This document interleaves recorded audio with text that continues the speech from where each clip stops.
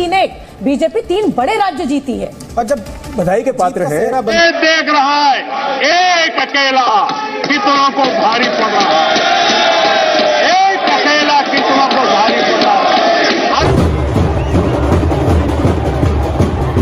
नरेंद्र मोदी अगर 2024 का इलेक्शन जीत जाते हैं तो 2033 में 29 में उस वक्त COP33 इंडिया में होगी, तो वो एज ए प्राइम मिनिस्टर उनको एडवांटेज देगी और फिर वो इलेक्शन लड़ने की अच्छी पोजीशन में आएंगे। पार्टी चुनाव लड़ी है वो प्रधानमंत्री मोदी के नाम पर, उनके चेहरे पर लड़ी है, तो इसलिए ये एक बड़ी बात है। और वो बिल्कुल ठीक ही कह रहे हैं कि एक ही गारंटी चलती है और एक ही चेहरा चलता है और वो है प्रधानमंत्री मोदी का। मोदी की जमात भारतीय जनता पार्टी बीजेपी और इसकी इत्तेहादी जमातों ने वाज़े बरतरी हासिल की है, यहाँ तक कि बीजेपी तन्हा हुकूमत बनाने की पोजीशन में भी। Do you think he has played it very strategically कि एक तो 5-6 साल का मौका भी ले ले और अगर बीजेपी जीत जाए और वो वज़ीर आज़म बन जाए तो उनको 2029 में एक मौका मिल जाएगा कि फिर एक दफा इंटरनेशनल कम्युनिटी को वो इंडिया में लेके आएंगे और वो जो चाहते हैं कि उनका एक ग्लोबल स्टेचर बढ़े, he is playing it from that perspective. आज इंडिया को देखो कहाँ से कहाँ चला गया, ठीक है ना। उनका बच्चा उनका स्कूल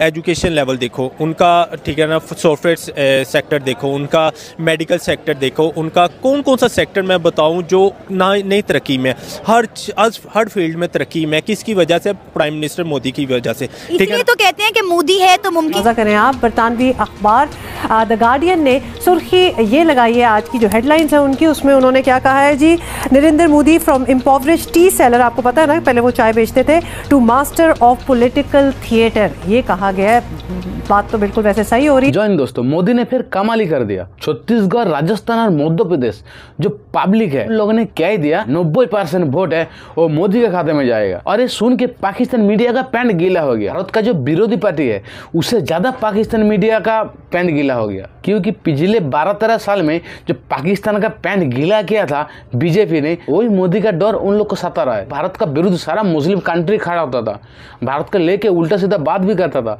लेकिन अब मोदी जी आने के बाद मुस्लिम देश को पाकिस्तान को गाली दे रहा है। लीडरशिप से मुराद ये होता है कि जब आपके टारगेट हो, आपके 600 बिलियन के फॉरेन रिजर्व मौजूद हो, आप पुश कर रहे हो, गारंटियां दे रहे हो अपनी स्पीचेस में कि हम 5वें नंबर पर हैं, हम 3रे नंबर पर आ जाएंगे, मैं लेकर आऊंगा, आपकी इकोनॉमी 7.6 और 8% पे चढ़ रही हो, और इस वक्त जब लोग चाइना से भाग रहे हो सारे आप भारत में खींच के ले जा रहे हो, अमेरिका को ऑलमोस्ट प्रैक्टिकली आप खुद चला रहे हो, एज ए इंडियन डायस्पोरा उनका चला रहा हो, तो फिर आप जो मर्जी आप यू मूव, आप you portray yourself like that, और वो कर रहे हैं उसमें, वो दे हैव डन इट। और उसमें सबसे बड़ी कंट्रीब्यूशन उनकी एजुकेशन की है, इसमें रिगार्डलेस मैं मोदी साहब की एजुकेशन की नहीं बात कर रहा हूँ, मैं इंडियन डायस्पोरा की और इंडियन जो मिडिल एज है उसकी बात कर रहा हूँ, उसमें कोई शक नहीं।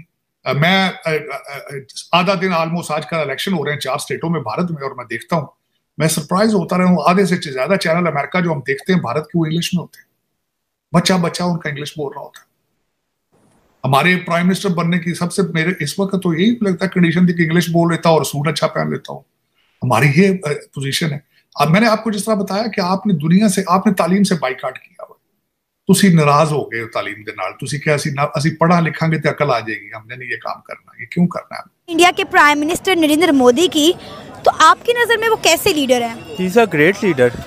मैं तो उनको इतना अच्छा लीडर समझता हूँ जो बेसिकली चाहे हमारे मुल्क के इख्तलाफात जो भी हैं, बट वो अपने कंट्री के लिए इतने अच्छे लीडर है ना। आप यकीन माने कि मैंने आज तक ना कोई भी ऐसा लीडर नहीं देखा जो अपने मुल्क में 3 दफ़ा सरबराह मुकाम हुए, 3rd टाइम वो फिर भी सिलेक्ट हो रहे हैं, मतलब अपनी मेहनत से अपने मुल्क को। आज वो देखिए आज इंडिया कंट्री कहाँ पे है, कहाँ से कहाँ चला गया, कौन लेके गया।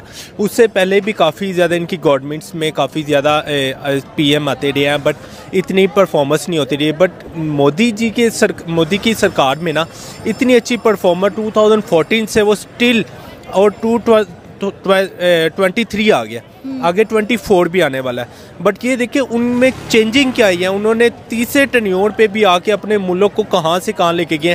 पहले मैं तो उनको बहुत अच्छा प्राइम मिनिस्टर समझता हूं। आपको लगता है कि 3रा टर्न्योर भी नरेंद्र मोदी का ही होना चाहिए, क्योंकि वहाँ पर जो पोलिंग की जा रही है उसके मुताबिक 90% जो इंडिया में लोग हैं वो इंडिया के प्राइम मिनिस्टर नरेंद्र मोदी के ही साथ हैं कि तीसरा टेन्योर भी उनका ही आना चाहिए। डेफिनेटली मैं तो यही कहूँगा कि उनको ही आना चाहिए। जिस तरह उन्होंने अपने मुल्क को तरक्की याफ्ता मुल्क बनाया है ना, आज एक इंडिया मुल्क में, हर मुल्क में इंडिया मुल्क का नाम इंडिया हर कंट्री में चले जाए ना, हर ममालिक में चले, यूरोप साइड पे चले जाए, इंडिया क्यों होता है? सिर्फ एक प्राइम मिनिस्टर की वजह से होता है। ठीक है, एक गवर्नमेंट अच्छी हो, एक प्राइम मिनिस्टर अच्छा हो ना, तो वो ही अपने मुल्क का नाम रोशन करता है। तो इसने आप देख लेना कि आज के दौर में अब भी आके देख लें क्या नहीं उनकी तरक्की है। उनके डैम देखे, उन्होंने डैम्स बनवाए 10 to 12 डैम्स बनवाए। उसके बाद उन्होंने ये जो ऊपर चांद पे जाने का उन्होंने तजर्बा किया, वो भी कामयाब हुआ। उनकी टेक्नोलॉजी देखे, ईच एंड एवरीथिंग उनकी गवर्नमेंट में सक्सेसफुल रही है। कोई ऐसी नहीं है कि कोई उनको हारे नहीं है वो इस चीज़ पे, हर चीज़ पे उन्होंने अपनी तरक्की याफ्ता मुल्क की तरफ लेके गया। और आज भारत का नाम, सबसे बड़ी चीज़ मैं ना गवर्नमेंट, प्राइम मिनिस्टर, ये जो मोदी सरकार है, इनको सिर्फ इस चीज़ पे अप्रिशिएट करें जो इन्होंने मेड इन इंडिया का नाम रोशन किया ना। आप बिलीव करें, मेड इन इंडिया जो है कैंपेन इंडिया के प्राइम मिनिस्टर नरेंद्र मोदी ने आकर स्टार्ट की थी और आज देखें इंडिया में सुई से लेकर जहाज बन रहे हैं, मिसाइल बन रहे हैं। डेफिनेटली वही ना, देखे ना, अब वो उनको बाहर जाने की नहीं पड़ती, वो उन्होंने किसी भी कंट्री के साथ कोई भी मुआहदा करने की ज़रूरत नहीं पड़ती। वो अपने मुल्क में सुई भी, ईच एंड एवरीथिंग, उनके medical technology, each and everything वो अपने कंट्री में कर रहे हैं। टाटा सबसे बड़ी कंपनी जो अपने मुल्क में लेके आया, उसके बाद उन्होंने हर चीज़ अपने मुल्क में फैसिलिटीज़ पैदा की है। और अपने मुल्क के लोगों को बाहर को जाने के बजाय उन्होंने अपने मुल्क में कि नहीं यहाँ पे नौकरी करो। हमारे मुल्क में आपने देखा होगा